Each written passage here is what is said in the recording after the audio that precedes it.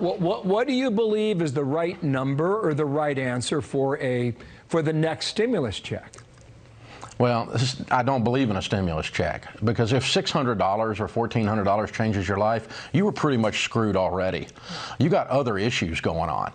You have a career problem, you have a debt problem, you have a relationship problem, you have a mental health problem. Something else is going on. If $600. I want you to take a listen to this entire exchange between conservative radio host Dave Ramsey and Fox News as he explains why anyone who needs a stimulus check, basically your life was screwed up already. So why should we do anything for you at all? I think that's his logic. Let's take a listen in.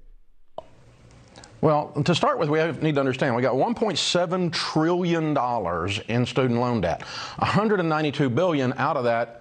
Not so much. Let's do some ratios, folks. If we're going to do math, we probably ought to play math. Now, on top of that, when you dig into it, the whole idea that student loans being forgiven is going to stimulate the economy, that assumes that people were getting ready to pay them off this year and instead would use that same $40,000 that they were getting ready to pay off their student loan and stimulate the economy with it. Again, that's economic hogwash. It's smoke and mirrors. It's simply not going to happen. Dave, I just think there's a moral hazard doing this. You're young, absolutely. You signed a financial contract. You have an obligation to pay that money back. Absolutely. Well, listen, there's some situations where folks are hurting, and this thing has it's gotten completely out of hand. Yeah. I mean, there are people's lives who have been destroyed by this program.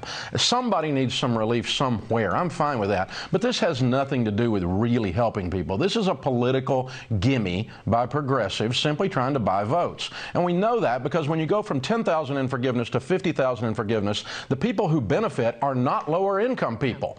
The vast majority of people that have an average income or less have less than $10,000 in student loan debt. Mm-hmm. The vast majority of people who would be blessed by moving it from 10 to 50 are high income earners. So again, this is all political rhetoric. It's not Dave, reality. You come from an interesting perspective. You talk to Americans across the country every day on your radio program. Yeah. What do you believe is the right number or the right answer for the next stimulus check? Well, I don't believe in a stimulus check, because if $600 or $1,400 changes your life, you were pretty much screwed already. You got other issues going on. You have a career problem, you have a debt problem, you have a relationship problem, you have a mental health problem. Something else is going on if $600 changes your life. And that's not talking down to folks. I've been bankrupt. I've been broke. And I work with people every day who are hurting. I love people. I want people to be lifted up. But I'm sorry. I have to pause it. I can't let this continue. This guy is literally saying that if you need does he realize that the average American doesn't have $500 for an emergency and that we're in a pandemic? I could not let it keep going, but let's keep listening to this moron.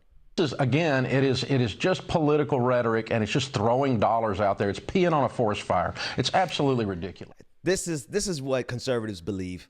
They're all uber wealthy, successful radio hosts. They make millions of dollars every single year telling people these lies. And so now Republicans are going, of course, you're going to have conservatives repeat this, because there's enough conservatives in this country who are willing to destroy themselves financially in order to sustain this system, this white supremacist racist system that they love sustaining so much, even if it costs them. Now they won't even get a $2,000 stimulus check if it's left up to this guy, Dave Ramsey, whoever he is, this radio host, right? But this is the indoctrination that takes place. And Fox News is more than happy to assist.